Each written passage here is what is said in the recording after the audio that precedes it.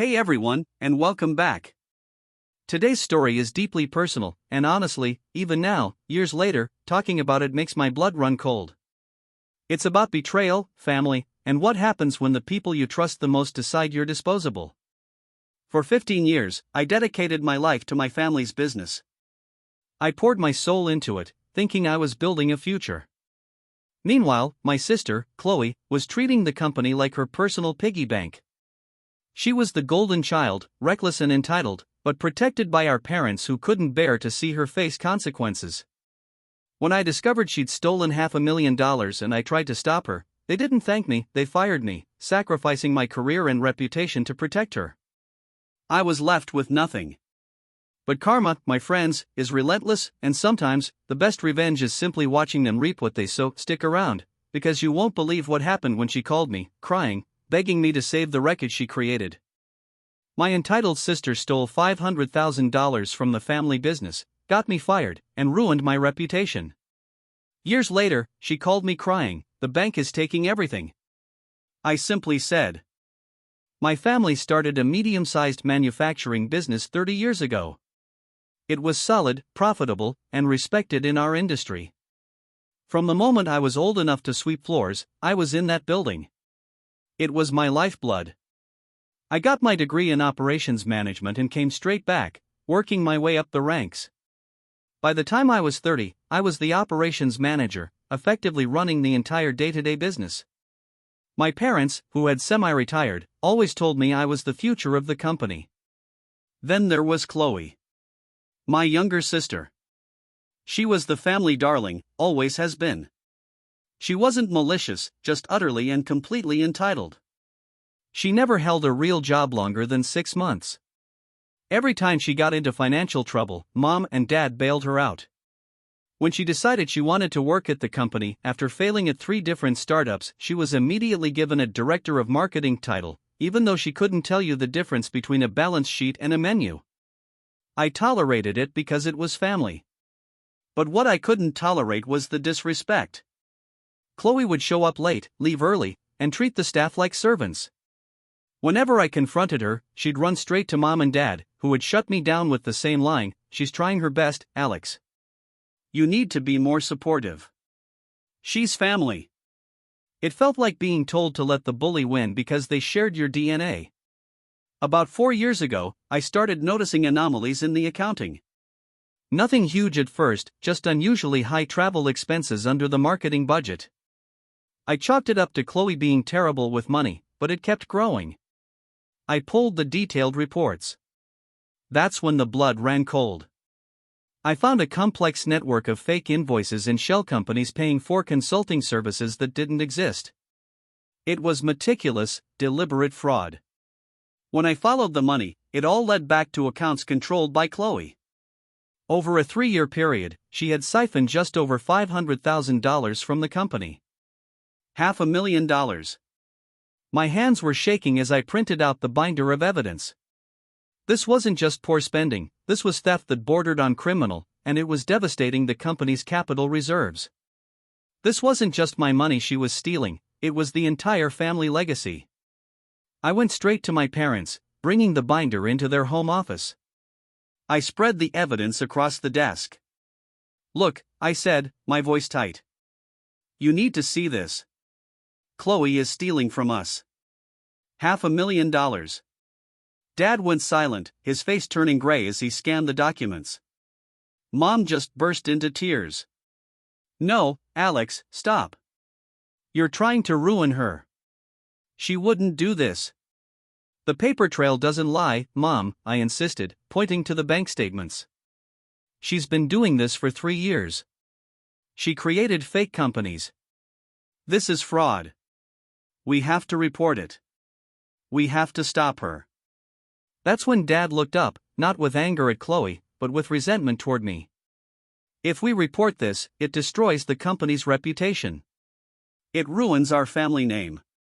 Do you want to see your sister go to jail? She needs consequences." I yelled, finally losing my composure. "She committed a crime. I'm the one who found it. What about my future?" Mom stood up, placing her hands on Dad's shoulder. We can't let this get out, Thomas. We can't. She looked at me, her eyes wet but hardening. Alex, you need to destroy this evidence. We'll handle Chloe internally. I couldn't believe what I was hearing. They were choosing to cover up a felony against their own business to protect the golden child. You want me to commit a crime to cover up hers? You're being dramatic, Dad said, finally finding his voice. We'll just say there was a clerical error. We'll forgive the debt. No, I stated firmly. This has to stop. She has to be held accountable. If you don't call the police, I will. The next few minutes were a blur of screaming, tears, and accusations. I was called unforgiving, heartless, and jealous of my sister. Finally, Dad slammed his fist on the desk. You know what, Alex? Maybe you're the problem. You're too rigid. Too confrontational. We can't have you creating this kind of drama in the office. Mom stepped in, her voice cold and final. You're fired, Alex. Effective immediately. You hand over all company access and passwords right now. We'll handle the finances from here on out. I felt the air leave my lungs. 15 years of loyalty, sacrificed in 5 minutes to protect a thief. You're firing the son who actually built this company to protect the one who stole from it? Dad didn't meet my eyes. The reputation of the family is paramount. You clearly don't understand that. I stood there, the binder still spread out, and realized the ultimate, brutal truth. I was nothing more than a convenient, reliable tool to them. When I stopped being convenient, they tossed me aside. I walked out of that house, leaving the binder on the desk. I didn't say goodbye, just walked to my car, got in, and drove away. That was the last time I set foot in the family home for 4 years. The fallout was immediate and brutal. Within a week, the narrative had been rewritten. My parents told everyone, employees, clients, extended family, that I had been let go due to serious professional misconduct and ethical lapses. They implied I was the one who had been skimming funds. My entire reputation, built over 2 decades, was dismantled overnight. Friends distanced themselves. My LinkedIn profile was a ghost town. No one wanted to hire the guy who allegedly stole from his own family business. I spent the next year in a dark place. The betrayal was crippling. I had to sell my house, liquidate my retirement accounts, and take a humiliatingly low-paying job just to make ends meet. It was only through sheer grit and the help of a few old colleagues who knew the truth that I slowly started to climb out of the hole. I started my own consulting firm, specializing in manufacturing optimization. I was good, really good, and slowly, the success started piling up. My new reputation was forged in fire, built on results, not blood ties. Meanwhile, back at the family business, the rot had set in. With me gone, Mom and Dad installed Chloe as the VP of operations. A disaster waiting to happen. Running a manufacturing business isn't about throwing flashy parties or ordering custom stationery, it's about inventory, logistics, and supply chain management. Things Chloe didn't understand and didn't care to learn. I didn't seek them out, but news travels fast in our small industry. I heard that production was down, key employees were leaving, and their main supplier had terminated their contract due to chronic late payments. Dad tried to keep the ship steady, but he was too old, too out of touch, and too busy covering for Chloe's mistakes. The fraud she committed years ago had damaged their capital reserves, and now, the combination of her incompetence and that debt was catching up. I knew it was only a matter of time before the whole thing crumbled. And then, 4 years after I walked out, the phone rang. It was an unknown number, but something told me to answer. Hello? A ragged, hysterical sound came through the line. Alex? Oh my God, Alex, it's Chloe. You have to help us. You have to. Her voice was thick with tears and panic. I stayed silent, letting her frantic energy burn itself out. The bank. The bank is taking everything. They found the old discrepancies, and with the recent quarterly losses, they're calling the loans. They're foreclosing. They're sending someone in tomorrow to seize the assets. Dad is having a nervous breakdown, and Mom is just crying. Alex, you're the only one who knows the systems. You can fix this. You can save the company. I listened patiently until the only sound was her gasping sobs. I felt nothing, no satisfaction, no anger, just a deep, cold emptiness. The emotional connection had been severed years ago when they chose money and reputation over me. You need to do something, Alex. Please. This is our parents' legacy. You can't let them lose everything, she pleaded, her voice cracking. I took a deep breath, the phone cool against my ear. I chose my words carefully, making sure every syllable carried the weight of 4 years of injustice. Chloe, I said, my voice perfectly level and calm. You stole $500,000 from the company, got me fired, and ruined my reputation. You made your bed and then you decided to burn the house down around it. She tried to interrupt, but I was young. It was a mistake. Please, I'm begging you. No, I cut her off. It wasn't a mistake, Chloe. It was a choice.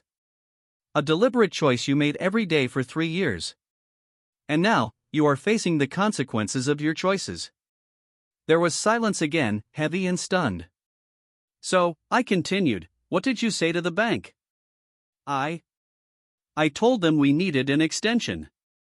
I told them we were restructuring. They laughed at me. I paused, letting the silence draw out the tension. Then I delivered the line I had spent 4 years earning. Call the bank back, I said, my voice icy. And tell them you can't afford it. I can't afford to care either. I hung up the phone and immediately blocked her number. The fallout was predictable. My phone exploded with calls from my parents, which I ignored and blocked.